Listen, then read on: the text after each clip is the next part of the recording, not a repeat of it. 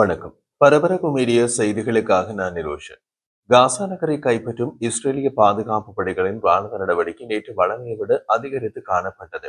காசா நகரம் இஸ்ரேலிய ராணுவத்தால் முழுமையாக சுற்றி வளைக்கப்பட்ட நிலையில் முற்றுகைக்குள் சிக்கிய ஹமாஸ் தளபதிகள் மற்றும் இயக்கத்தினர் தப்பி செல்ல முடியாதபடி இஸ்ரேலிய ராணுவம் வியூகம் அமைத்துள்ளது.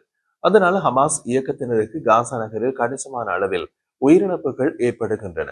நேற்று இஸ்ரேலிய விமானப்படை விமானங்கள் காசா பகுதி முழுவதும் ஹமாஸ் இயக்கத்தினர் அவர்களது ராணுவ கட்டமைப்புகள், ஆயுத சேமிப்பு வசதிகள் மற்றும் உள்கட்டமைப்பு தளங்கள் உட்பட 170க்கும் மேற்பட்ட இலக்குகளை தாக்கியதாக இஸ்ரேலிய பாதுகாப்பு படை IDF தெரிவித்துள்ளது. வான் தாக்குதல்கள் ஒரு பக்கமாக நடக்க ஹமாஸின் கடைசி கோட்டையான காசா நகரில் இஸ்ரேலிய தரை துருப்புக்கள் ஹமாஸ் உள்கட்டமைப்பை அகற்றி ஹமாஸ் இயக்கத்தினரை ஒழிப்பதை தொடர்ந்தன. கூடுதலாக இஸ்ரேலிய ராணுவத்திற்கு எதிராக பதுங்கியிருந்து தாக்குதல் நடத்த பயன்படுத்தப்பட்ட பல ஹமாஸ் உள்கட்டமைப்பு தளங்களும் கூடுதல் ஆயுத சேமிப்பு வசதிகளும் தாக்கப்பட்டன. வடக்கு காசா பகுதியில் இஸ்ரேலிய ராணுவ துருப்புக்கள் தரைக்கு மேலே மற்றும் கீழே ஹமாஸ் உள்கட்டமைப்புகளை வெடிவைத்து தகர்த்தனர். அதில் ஒரு வெடிக்கும் சாதனம் கண்டுபிடிக்கப்பட்டு ஒரு தறிகடி சுரங்கமும் அடங்கும். தெற்கு காசா பகுதியில் இஸ்ரேலிய ராணுவ துருப்புக்களை அணுகி உடனடி அச்சுறுத்தலை ஏற்படுத்திய பல ஹமாஸ் இயக்கத்தினரை இஸ்ரேலிய ராணுவம் சுட்டு வீழ்த்தியது. அந்த தாக்குதல்களின் போது நீண்ட காலத்தின் பின் வீதி மோதல்கள் இடம்பெற்றன. இஸ்ரேலிய ராணுவ டேங்கள் நகர்ந்த வீதிகளில் ஹமாஸ் இயக்கத்தினர் டேங்க் எதிர்ப்பு சாதனங்களை கொண்டு தாக்க முயன்ற போது அவர்கள் டேங்க் சூடுகளுக்கு இலக்கானார்கள். இஸ்ரேலிய ராணுவ துருப்புக்கள் டேங்கல் மற்றும் கவச வாகனங்களுக்கு வெளியே வருவதில்லை.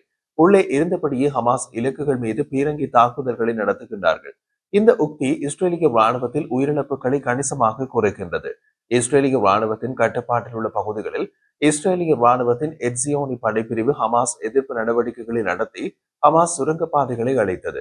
எட்சியோனி படைப்பிரிவு என்று அழைக்கப்படும் IDF-இன் 6வது ரிசர்வ் படைப்பிரிவின் துருப்புக்கள் கடந்த சில வாரங்களில் தெற்கு காசா பகுதியில் உள்ள ரஃபா நகரில் ஹமாஸ் எதிர்ப்பு நடவடிக்கைகளை நடத்தியதாக ராணுவம் வியாழக்கிழமை அறிவித்தது.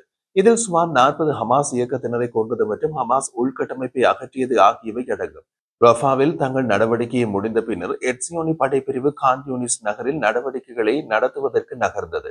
காசா நகர பகுதியில் உள்ள துருப்புக்கள் ஹமாஸ் இயக்கத்தினர் இஸ்ரேலிய விமானப்படை போர் ஹெலிகாப்டர்களை நோக்கி ராக்கெட்களை வீச முயன்றதாக ராணுவம் உறுதிப்படுத்தியது. ஹெலிகாப்டர் தாக்கப்படவில்லை.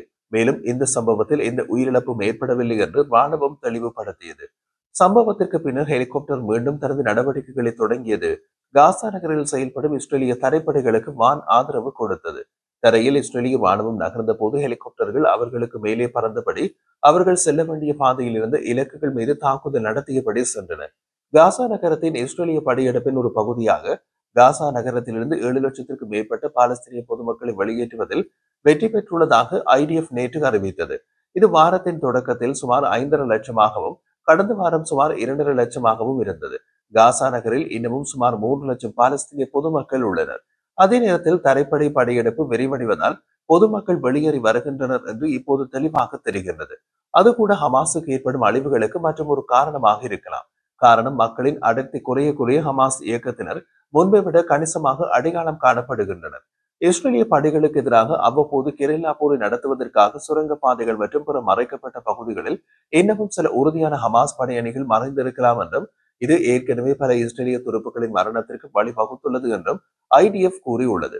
IDF முன்னேற்றம் இருந்த போதிலும் ஹமாஸ் ஒரு IDF ஹெலிகாப்டரை நோக்கி ராக்கெட் வீச முடிந்தது என்பதால் ஹமாஸின் கைகளில் இன்னமும் ராக்கெட்கள் மீதம் இருப்பதும் தெரிய வருகின்றது.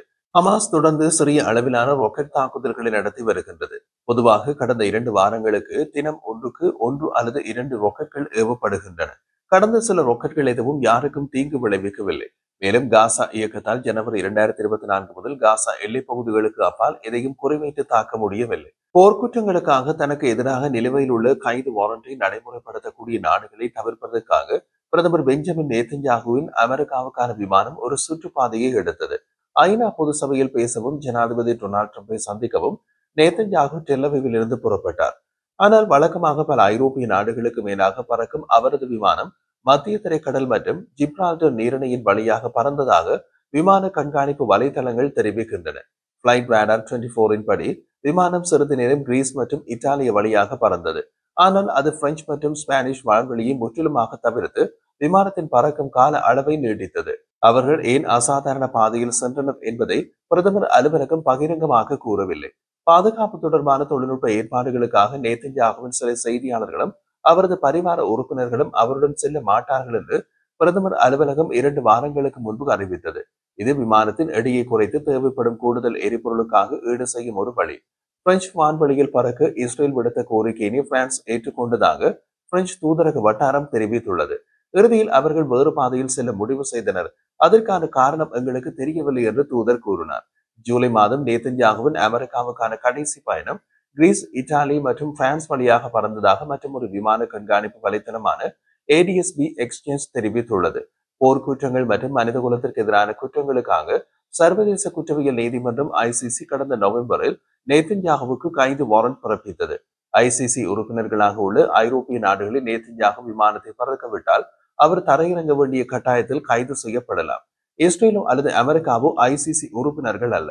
வியாழக்கிழமை வெளியிடப்பட்ட சேனல் 12 தகவலின்படி பாலஸ்தீனிய பகுதிக்கு உதவி வழங்குவதற்காக குளோபல் சவுத் புளோட்டிலா அல்லது சுருக்கமாக GSF-இன் ஒரு பகுதியாக காசாவுக்கு செல்லும் படகுகளை இஸ்ரேல் தடுத்து நிறுத்த திட்டமிட்டுள்ளது. தற்போது கிரீஸ் கடல் பகுதியில் பயணிக்கும் 45 படகுகள் வரும் நாட்களில் இஸ்ரேலிய கடல் பகுதியை சென்றடையும் என்று எதிர்பார்க்கப்படுகின்றது. அந்த படகுகள் இஸ்ரேலிய கடல் பகுதியை நெருங்கும் போது முதல் கட்டத்தில் இஸ்ரேலிய கடற்படையின் ஷாயட் 13 படைப்பிரிவின் துருப்புகள் கடலில் வைத்து படகுகளை கைப்பற்றி பாலஸ்தீனிய ஆர்வலர்களை ஒரு படகில் மாற்றுவார்கள் என்று கூறப்படுகின்றது. படகில் ஏற மறுப்பவர்கள் மற்றும் தானாக முன்வந்து நாடு கடத்தப்படுவார்கள், கைது செய்யப்படுவார்கள் என்று அறிக்கை கூறுகின்றது. சரணடைய மறுக்கும் பாலஸ்தீனிய ஆர்வலர்களை எதிர்பார்த்து தடுப்பு அறைகள் முன்கூட்டியே தயார் செய்யப்பட்டுள்ளதாகவும் கூறப்படுகின்றது. பாலஸ்தீனிய ஆர்வலர்கள் ஒரே படகில் ஏற்றப்பட்டதை தொடர்ந்து மீதி படகுகள் பறிமுதல் செய்யப்படும் அல்லது மூழ்கடிக்கப்படும் என்றும் கூறப்படுகின்றது. சாத்தியமான சிக்கலான கடற்படை மோதல் ஏற்படலாம் என்ற காரணத்தினால் பாலஸ்தீனிய ஆர்வலர்களுடன் நேரடியாக பேச்சுவார்த்தை நடத்த இஸ்ரேல் முயன்றது. படகுகள் இஸ்ரேலிய துறைமுகம் அஷ்கெலோனில் நிறுத்தப்பட்டால் படகுகளில் உள்ள மனிதாபிமான பொருட்களை இஸ்ரேலிய ராணுவம் காசாவுக்கு எடுத்து செல்வதாக கூறப்பட்டது. பாலஸ்தீனிய ஆர்வலர்கள் இந்த வாய்ப்பை நிராகரித்து காசாவுக்கு பயணித்து தொடரும் தங்கள் நோக்கங்களை அறிவித்தனர். இந்த சலுகையை நிராகரித்ததில் இருந்து இஸ்ரேல் ஆளற்ற விமானங்கள் மூலம் படகுகளை குறிவைத்துள்ளதாகவும் பல நாடுகள் தங்கள் பயணத்தில் அவற்றை பாதுகாக்க போர் படகுகளை அனுப்பியுள்ளனர் என்றும் ஆர்வலர்கள் கூறியுள்ளனர். இஸ்ரேல் ஆக்கிரமித்துள்ள மேற்கு கரைக்கும் அண்டை நாடான ஜோர்டானுக்கும் இடையிலான ஒரே எல்லைக்கடவையை இஸ்ரேல் மூடியுள்ளது. இது 2 மில்லியனுக்கும் அதிகமான பாலஸ்தீனியர்கள் வெளி உலகத்தை அணுகுவதை தடுக்கின்றது. ஆலன்பி எல்லைக்கடவையினை மேற்பார்வையிடுவது இஸ்ரேலிய விமான நிலைய ஆணையம். அவர்கள் வெளியிட்ட அறிவிப்பில் அரசியல் தலைமையின் வழிகாட்டுதலின் பேரில் எல்லைக்கடவை நேற்று காலை முதல் கால வரையறை மூடப்படும் என்று கூறியது. அது எந்த காரணத்தையும் வழங்கவில்லை. இந்த மூடல் மேற்கு கரையில் உள்ள பல பாலஸ்தீனியர்களை சிக்க வைத்துள்ளது. அவர்கள் திட்டமிட்ட வெளிநாட்டு பயணங்களுக்கு செல்ல முடியவில்லை. வெளிநாட்டில் இருப்பவர்கள் வீடு திரும்ப முடியவில்லை. ஜோர்டானிய துப்பாக்கிதாரி ஒருவரால் கடவுக்கு அருகில் 2 இஸ்ரேலிய ராணுவ துருப்புகள் சுட்டுக் கொல்லப்பட்ட சில நாட்களுக்கு பின்னர் இது வருகின்றது. அவர் சம்பவ இடத்திலேயே கொல்லப்பட்டார். அந்த சம்பவத்தை தொடர்ந்து எல்லைக்கடவை சிறிது நேரம் மூடப்பட்டது. ஆனால் பின்னர் மீண்டும் திறக்கப்பட்டது.